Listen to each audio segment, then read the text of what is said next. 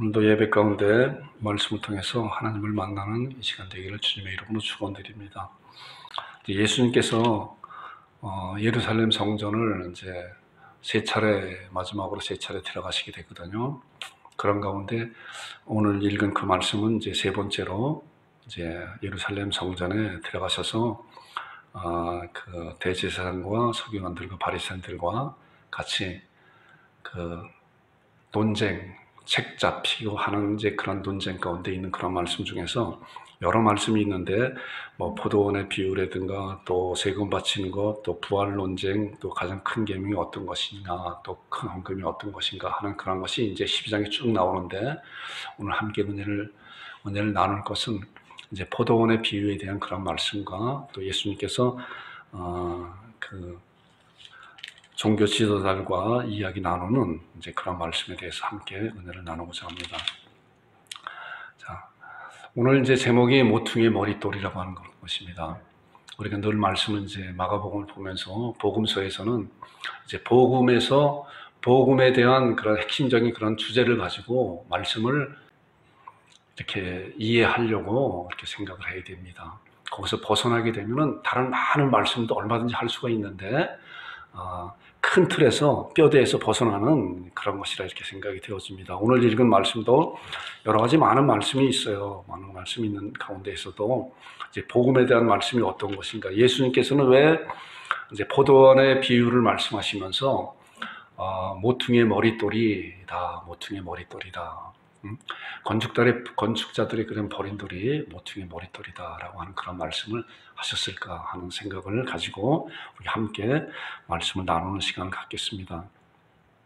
자, 우리가 이제 11장 말씀을 이제 지금 함께 이제 읽었잖아요. 11장 27절부터 33절에 나오는 말씀을 같이 읽었는데 이 말씀은 예수님께서 이제 지금 말씀드린 것 같이 성전에 세 번째 이제 들어가시게 되잖아요. 세 번째. 그래서 첫 번째는 성전을 둘러보시고 첫 번째 예루살렘에 들어오셔서 예루살렘에 들어오실 때 이제 11장 1절부터 나오는 말씀 이제 호산나 이제 예수님을 많은 사람들이 예수님을 환호했잖아요.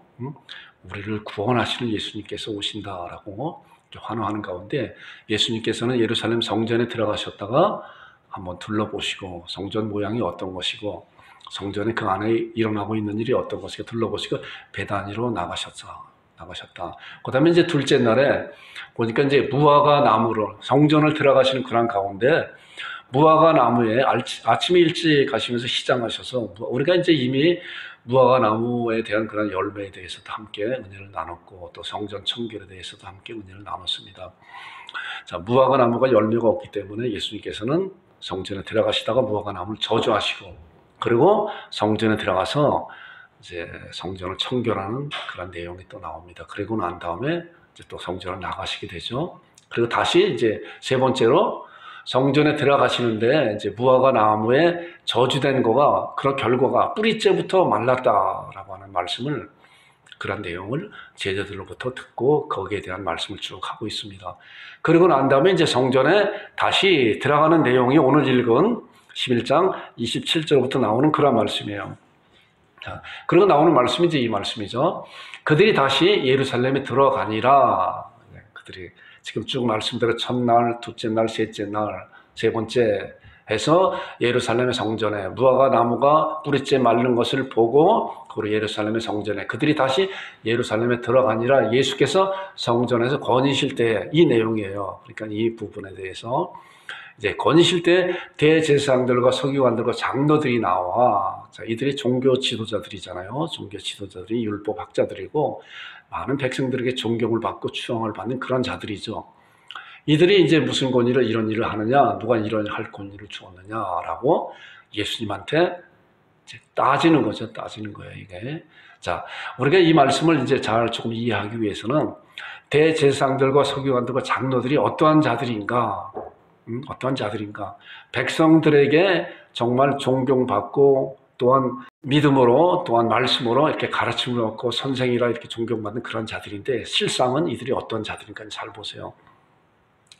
자, 이들은 이제 율법 학자들로 구성된 이제 공회원들이거든요. 공회원들 중에서 대제사장들, 또한 장로들, 서기관들 이제 이렇게 있죠. 이제 거기에 보게 되면 이제 요한복음 3장에 나오는 니고데모도 유대인의 선생으로서 또 바리새인으로서 이제 율법 학자잖아요. 그러면서도 예수님께서 말씀하신 그런 내용을 어떤 내용인지 잘 알지 못하는 그런 가운데 있는 것이에요. 자, 이들이 하나님의 말씀을 잘 아는 가운데 있는데, 그런데 보니까 마가복음 이제 15장 쭉 나가서 보니까 예수님께서 이제 잡히시고 바라바라고 하는 그런 자와 함께, 바라바가 이제 그 살인자잖아요. 보면은 강도의 살인자고, 그 자들과 함께 예수님과 백성들에게 어떠한 사람을 놓아줄까. 명절이면 죄인 중에 한 사람을 놓아줄 수 있는데 어떠한 사람을 놓아줄까라고 하는 그런 가운데, 이들이 이제 대제사장과 서기관과 장로들이 백성들을 선동하였다라고 하는 그런 말씀이 나와요. 마가복음 15장 11절에 보니까, 그러나 대제사장들이 무리를 충동하여 도리어 바라바를 놓아달라 하게 하였다라고 해요. 이 말씀은 뭐냐고 하면은, 이들은 종교 지도자들이 아니라 정치 선동가들이라. 정치 선동가. 정치 선동가들은 그렇잖아요. 백성들의 마음을 얻어야 되잖아요. 백성들의 마음을 확 사로잡아야 그들이 그 자리에서 군림할 수 있고, 또한 백성들을 또한 억압적으로 다스릴 수도 있는 이제 그런 것이에요. 이들이 마찬가지로 이 말씀을 보니까 대제사장과 서기관과 장로들은 이제 무리들을 충동하였다. 그래서 바라바를 놔달라. 이런 말씀을 보면은 이들은 백성들을 충동하는 정치 선동가다. 그래서 하나님을 이용하여서 이들이 백성들에게 군림하는 그런 자리에 있는 그런 자들이라고 이렇게 생각할 수가 있어요. 자, 그런데 우리가 오늘 읽은 말씀 가운데서 이제 특별한 거가 마가복음 11장 32절에 보니까 이들이 또 백성들을 두려워한다 그랬어요. 보니까 자, 백성을 두려워하는지라 32절에 보니까 왜 백성을 두려워하냐? 이 백성들이 세례 요한을 하나님이 보내신 선지자로 믿고 있었기 때문에 그런 거예요. 자, 또 12장 12절에 보니까 무리를 두려워 예수를 두고 가니라. 당장 예수님을 당장 잡아다가 감옥에 쳐두고 사형에 처할 그런 처지에 있음에도 불구하고 예수님 주변에 수많은 사람들이 세례 요한을 선지자로 알고, 또 세례 요한이 예수님을 그리스도라고 하나님의 종으로 이렇게 소개하고 그랬기 때문에 예수님을 따라다니는 수많은 사람들을 두려워하였다. 자, 그렇기 때문에 이들은 어떠한 자들인가? 백성들을 두려워한 자들이다. 두려워한 자들이다. 자, 우리가 읽은 본문에 있는 그 말씀의 그 내용은 이제 그 동안에는 수많은 사람들이 이제 예수님을 선지자로, 참 선지자로, 이제 예수님을 따라다녔기 때문에 이들을 어떻게 하면은 대제사장이나 서기관 장로들이 그들의 예수님한테로 쏠려 있었던 그런 백성들의 마음을 이렇게 사로잡을까 하는 그런 생각에 깊이 고민에 빠졌겠죠. 왜냐고 하면 자기들이 위치가 위태롭기 때문에 그런 거예요. 그래서 나중에 이제 마가복음 15장에 나오는 말씀, 백성들을 충동하여 무리를 충동하여 바라바를 놓아달라 그랬는데, 이런 과정 가운데서 이제 예수님이 잡히게 되잖아요. 어떻게 하면은 예수님을 잡을까 하는 그런 가운데 이제 유다가 마침 예수님의 제자인 유다가 이제 예수님을 팔게 되잖아요. 그 말씀이 마가복음 14장 43절에 나오죠. 그래서 유대에게 이제 예수님의 은 30냥을 주고 예수님을 파는 이제 그런 약속을 받고, 이제 그 유다가 예수님께서 제자들과 함께 겟세마네 동산에서 기도할 때 이제 많은 무리들의 백성들이 이제 예수님을 떠났겠죠. 예수님을 떠나서 각자 집으로 갔던 각기 처소에 갔겠죠. 그런 가운데 예수님께서 제자들과 함께 이제 기도하러 산에 갔을 때 마침 이때다. 이제 백성들이 얼마 없으니까, 제자들만 있으니까 이때다라고 해서 예수님을 잡으러 가게 되죠. 이 말씀이 이제 14장 43절에 나오는 말씀이에요. 예수께서 말씀하실 때 곧 12 중에 하나인 유다가 왔는데, 대제사장들과 서기관들과 장로들에게서 파송된 무리가 검과 몽치를 가지고 그와 함께 하였더라. 자, 그러니까 대제사장과 서기관과 장로들은 뭐예요? 예수님을 어떻게 하면 잡으려고, 모든 백성들이 자기들을 존경하던 그런 백성들이 다 이제 예수님한테 쏠리게 되니까, 세례 요한과 예수님한테 쏠리게 되니까 자기들의 위치가 얼마나 위태롭겠어요. 그렇기 때문에 어떻게 하면 저 예수님을 책잡아서 예수님을 잡을까 하는 그런 가운데 있는 것이고, 또 이렇게 지나와서 우리가 읽은 본문의 말씀에서 지나와서 보니까 이들이 유다를 통해서 예수님을 잡게 되죠. 그리고 이제 마가복음 14장 53절을 보니까 그들이 예수를 끌고 대제사장에 이제 이미 이 말씀 가운데서 이제 예수님이 이제 잡혔잖아요. 잡혀서 대제사장으로 가니까 대제사장과 장로들과 서기관들이 다 모였다. 자, 이런 일에는 자기들의 그냥 위치를 지키기 위해서 얼마나 빨리 잘 모이고 그런지 몰라요. 이 말씀에 계속 보니까 대제사장, 장로들, 서기관들이 누구예요? 종교 지도자들이잖아요. 이들이 누구예요? 성전에서 하나님을 빌미로 하나님의 이름을 팔아가면서 자기들의 위치를 굳건히 하는 그런 자들이잖아요. 자, 그런 자들에게 보니까 마가복음 14장 61절부터 64절에 나오는 그런 말씀을 보면은 대제사장이 이제 예수님께 다시 물어 이르되, 이 말씀은 이제 예수님께서 이제 대제사장에게 신문 받는 이제 그런 과정 가운데 있는 거예요. 자, 물었어요. 예수님한테 내가 하나님의 아들이냐 그랬어요. 그랬더니 예수님께서 무슨 말씀을 하겠어요? 내가 그다. 진리잖아요. 맞잖아요. 세례 요한은 예수님을 바라보고 자, 보라 세상 죄를 지고 한 하나님의 어린 양, 하나님의 아들입니다. 하나님의 아들입니다 하고 세계 만방에 선포했잖아요. 자, 그런데 대제사장과 서기관들과 장로들은 종교 지도자들이요, 말씀의 선생들이, 율법학자들이 예수님의 오심을 보고, 자, 율법에서는 메시아가 이 세상에 오실 것이다, 어디서 태어날 것이며 어떻게 오실 것이다 라고 하는 말씀을 다 했음에도 불구하고 이들의 눈에는 다 가려버린 거예요. 그러니까 영안이 열린 세례 요한은 예수님을 보자마자 보라 세상 죄를 지고 가는 하나님의 어린 양이라고 세상 만방에 선포했음에도 불구하고 이들은 바로 그 예수님을, 그리스도인 그 예수님을 바로 앞에 두고 내가 하나님의 아들이냐 물었을 때 예수님께서 내가 그라. 그러면 어떻게 했어요? 바로 그 예수님 앞에 무릎 꿇고 잘못했다고. 그리고 주님이시여, 주는 그리스도시여 살아계신 하나님의 아들입니다 라고 베드로의 그런 고백까지 해야 되는 거 아니에요? 이들이? 왜냐고 하면 이들이 하나님의 말씀을 잘 아는 자들이기 때문에. 그런데 하나님의 말씀을 지식적으로 알고 하나님의 말씀을 이용하여서 백성들을 선동질하여서 자기들의 위치를, 자기들의 자리를 굳건히 지키려고 하는 그런 자들이었었어요. 자, 그랬더니 이들이 뭐예요? 대제사장 옷을 찢으며 신성모독이다 하며 사형에 해당하는 자라라고 예수님을 사형의 판결받게 내주었잖아요. 바로 이들이 대제사장과 서기관들과 장로들이라는 거예요. 자, 그리고 이제 예수님께서 이들에게 마태복음 23장에 보면 이제 계속적으로 화 있을죠 이들에게 외식하는 서기관들과 바리새인들이여라고. 자, 이들이 얼마나 외식하는 자들인가.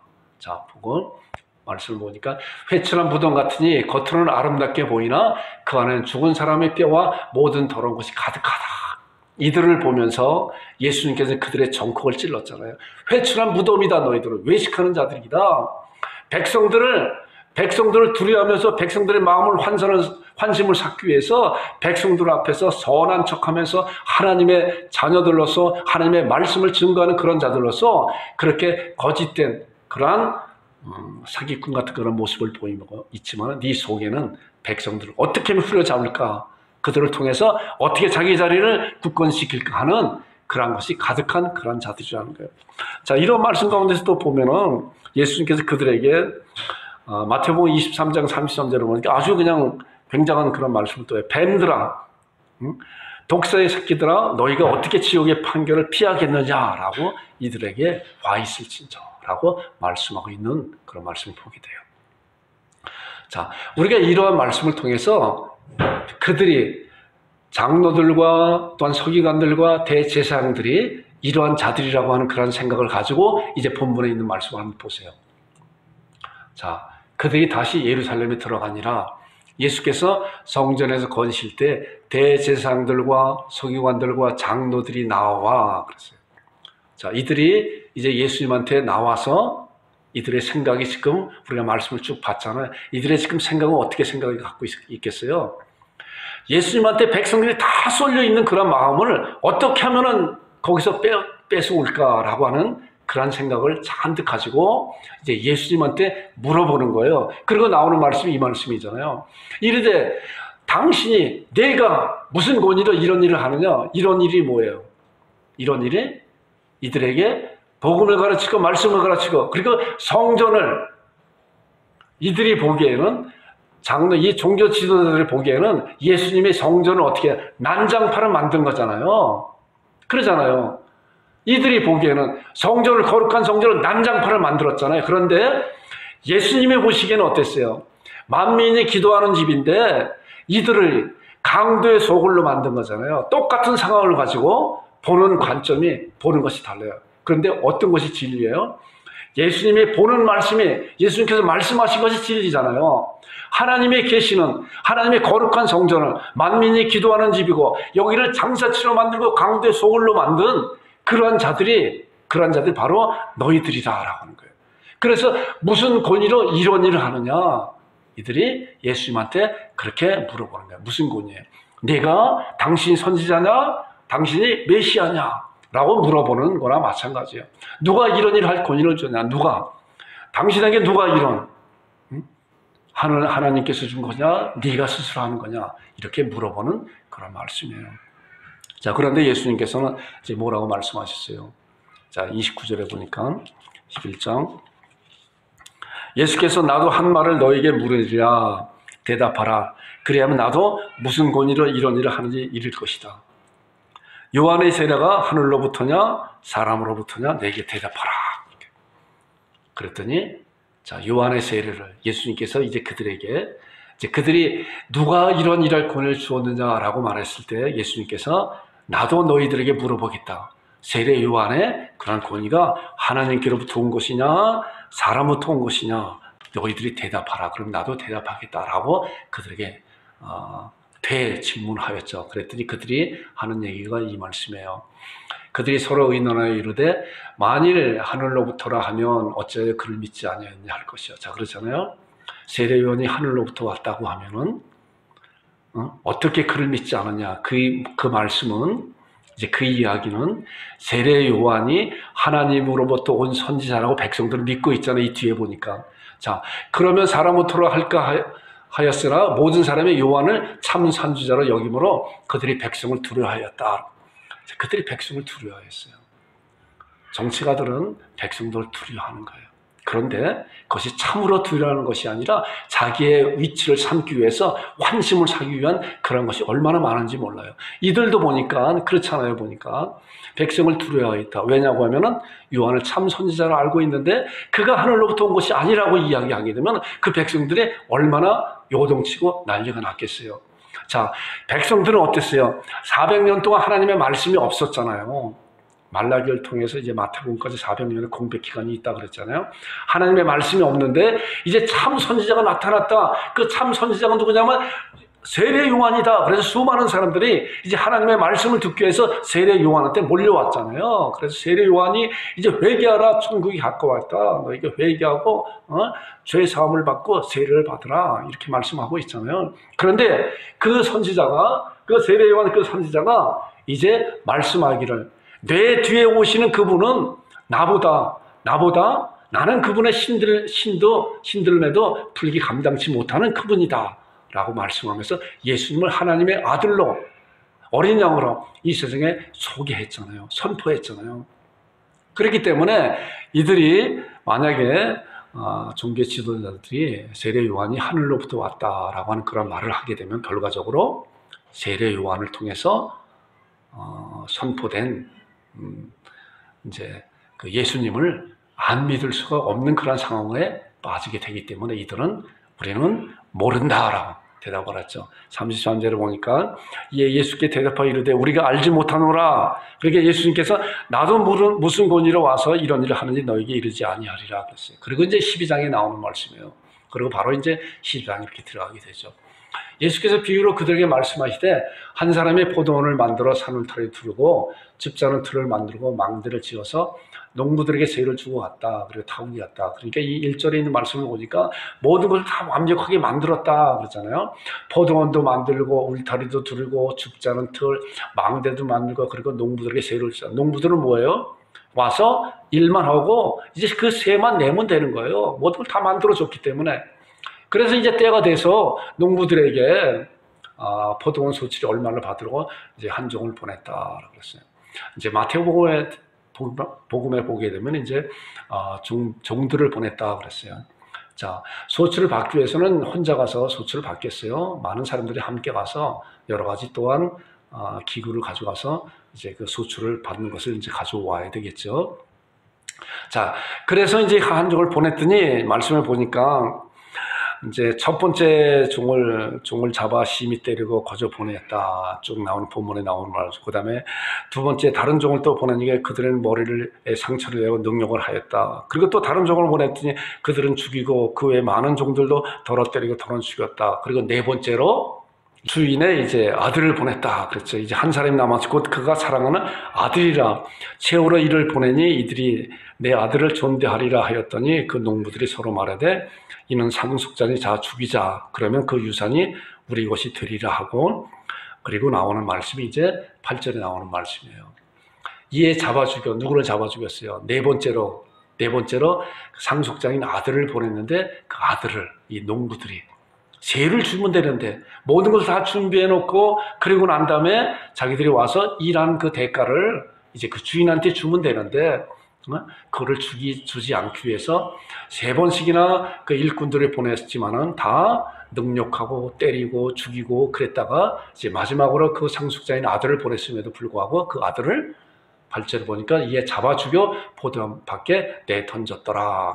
그리고 나오는 말씀이 포도원 주인이 어떻게 하겠느냐 와서 그 농부들을 진멸하고 그 포도원을 다른 사람에게 주리라. 너희가 성경에 건축자들이 버린 돌이 모퉁이 머릿돌이 되었나니 여기 이제 모퉁이 머릿돌이 이제 나오죠. 이것은 주로 말미암아 된 것이 우리 눈에 놀랍도다 함을 읽어보지 못하였느냐 하시니라. 그리고 마지막 절은 그들이 예수의 이 비유가 자기들을 가리켜 말씀하신 줄 알고 잡고 다한테 무리를 두려워 예수를 두고 가니라 그랬습니다. 자, 예수님께서 이제 비유로 말씀했죠. 비유로 이제 포도원의 비유를, 포도원 농부의 그런 비유를 말씀했어요. 자, 이것은 이제 하나님께서 유대 백성들을 이제 하나님의 백성들로 선민으로 택하였지만은 그들은 다 하나님께서 보내신 그런 선지자들을 멸시하고 또한 때로는 죽이고 그런 가운데 있고 지금 현 상황 가운데서도 마찬가지로 예수님께서 앞으로 이런 종교 지도자를 통해서 이제 죽임을 당할 것을 말씀하고 있는데 마지막 절에 보니까 이들이 예수의 이 비유가 자기들을 가리켜 말씀하신 줄 알고 잡고자 하지만 두려워하여 예수를 두고 갔다라고 하는 그런 말씀을 보니까 그런 거예요. 자, 이들은 마찬가지로 예수님께서 이제 이들을 통해서 십자가상에서 죽으실 것을 미리 예언한 그런 말씀이에요. 자, 이 말씀도 이제 마태복음에 있는 말씀을 보니까 더 자세히 말씀이 나와 있어요.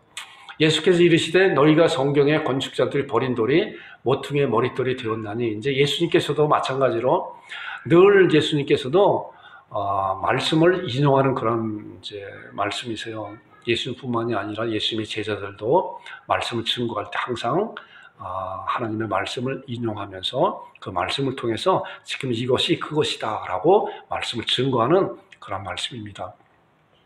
예수님께서 시편에 나오는 그런 말씀을 통해서 너희가 성경에 건축자들이 버린 돌이 모퉁이 머릿돌이 되었나니 이것은 주로 말미암아 된 것이요 우리 눈에 기이하도다 한번 본 일이 없느냐. 우리 그 밑에는 같이 한번 읽어보겠습니다. 시작.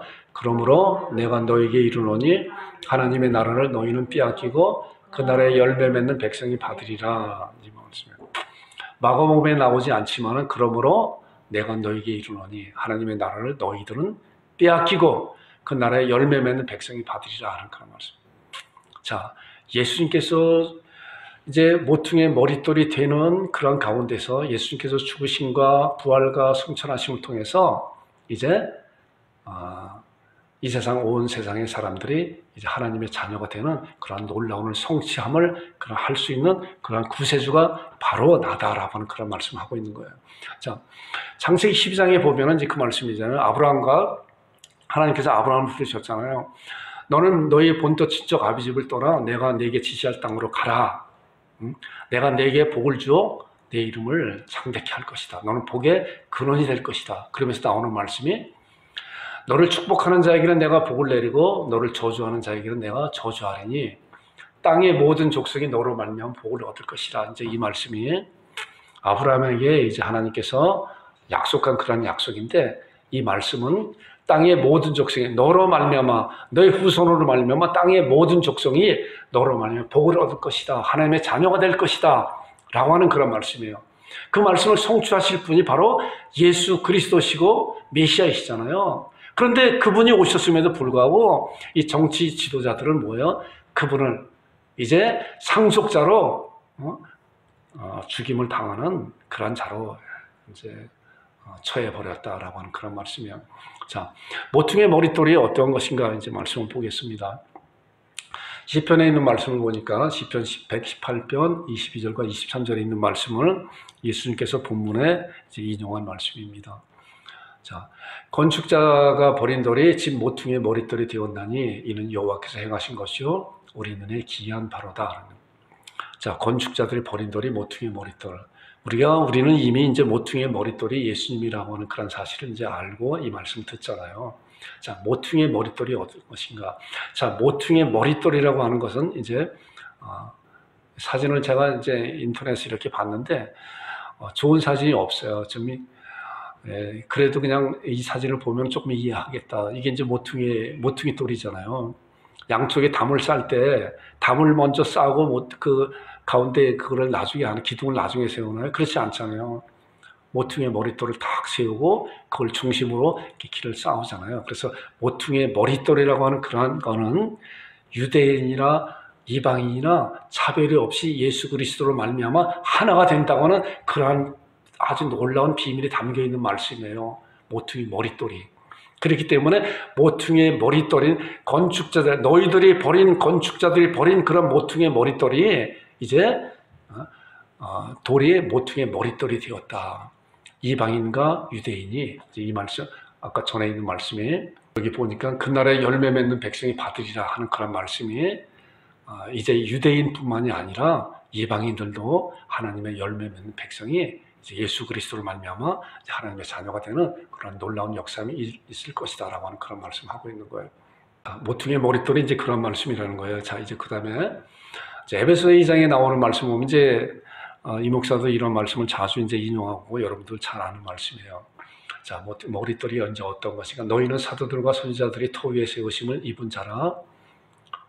그래서 예수께서 친히 모퉁이 돌이 되셨다.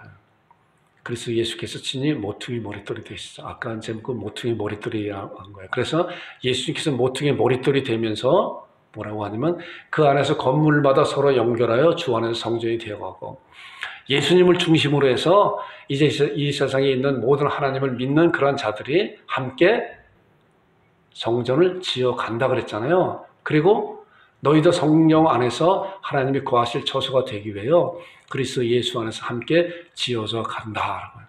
이것이 모퉁이 머릿돌로 중심으로 마찬가지로 그렇게 되어진다.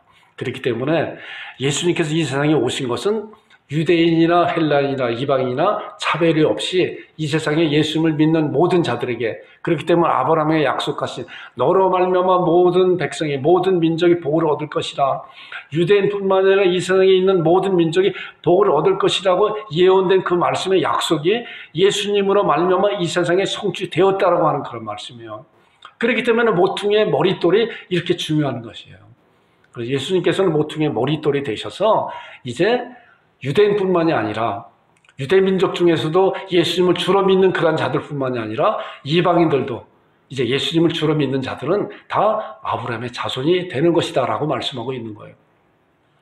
자, 로마서에 있는 말씀 보니까 성경이 이르되 누구든지 그를 믿는 자는 부끄러움을 당하지 아니하리라. 이제 그 다음에 나오는 말씀 보니까 유대인이나 헬라인이나 차별이 없음이라 한 분이신 주께서 모든 사람의 주가 되사 그를 부르는 모든 사람에게 부유하시다. 자, 누구든지 주의 이름을 부르는 자는 구원을 받으리라. 자, 이제 예수님께서 오시고 난 다음에 누구든지예요. 유대인이나 헬라인이나 차별이 없습니다. 그래서 누구든지 예수님을 주로 고백하는 자들은 다 이제 하나님의 자녀가 되는 것이다. 그렇기 때문에 예수님께서는 모퉁이의 머릿돌이 되셔서 이방인뿐만이 아니라 유대인뿐만이 아니라 이방인까지도 이제 하나님의 자녀로 삼는 그런 축이 된 것이다 라고 말씀을 하고 있는 것이에요. 자, 갈라디아서 3장 28절 29절에 굉장히 이제 중요한 말씀인데 우리 함께 한번 읽어보겠습니다. 시작. 너희는 유대인이나 헬라인이나 종이나 자유인이나 남자나 여자나 다 그리스도 예수 안에서 하나이니라. 너희가 그리스도의 것이면 곧 아브라함의 자손이요 약속대로 유업을 이을 자라. 자, 이 말씀을 보니까 아브라함의 자손이 누구예요? 이들 종교 지도자들이 아브라함의 자손이 아니라는 거예요. 유대인들이 아브라함의 자손이 아니라는 거예요. 아브라함의 진정한 자손은 누구예요? 모퉁이의 머릿돌에 접붙임을 받은 자들이 아브라함의 자손이라는 거예요. 이 말씀을 보니까 유대인이나 헬라인이나 종이나 자유나 남자나 여자나 다 그리스도 예수 안에서 하나라. 누구를 통해서? 그리스도 예수 안에서 모퉁이의 머릿돌이신 그 분에게 접붙임을 받은 그러한 자들이 다 하나님의 자녀이고 이들이 아브라함의 자손이라는 거예요. 우리는 대한민국 민족이지만은 그러나 영적으로 봤을 때는 우리가 하나님의 자녀, 아브라함의 자손이라는 거예요. 이 말씀대로 우리는 유대인이나 헬라인이나 너희가 그리스도의 것이면 곧 아브라함의 자손이며 약속대로 유업을 이을 자라라는 거예요. 하나님의 유업을 잇는 그런 자가 바로 우리들이라고 하는 그런 사실을 잘 아는 여러분들이 되기를 주님의 이름으로 축원드립니다. 그래서 우리가 하나님의 말씀을 좀 잘 아는 가운데 건축자들이 버린 돌이 모퉁이의 머릿돌이 되었다라고 하는 그런 말씀을 머릿돌이라고 하는 것이 바로 유대인이나 이방인들을 함께 합쳐놓으면서 그러면서 성전을 세워가는 그 중심된 그분이 그래서 그리스도가 교회의 머리가 되신다고 하는 그런 말씀이 바로 그 말씀 가운데서 나온 그런 말씀이다 라고 하는 신앙을 잘 갖는 여러분과 제가 되기를 주님의 이름으로 축원드립니다. 우리 합심 기도하겠습니다. 예수님을 더욱 깊이 알게 하여 주옵소서. 머릿돌이신 예수님과 함께 교회를 세워가게 하여 주옵소서. 복음을 준비하며 전하는 자가 되게 하여 주옵소서라고 하나님 앞에 기도하는 시간 갖겠습니다.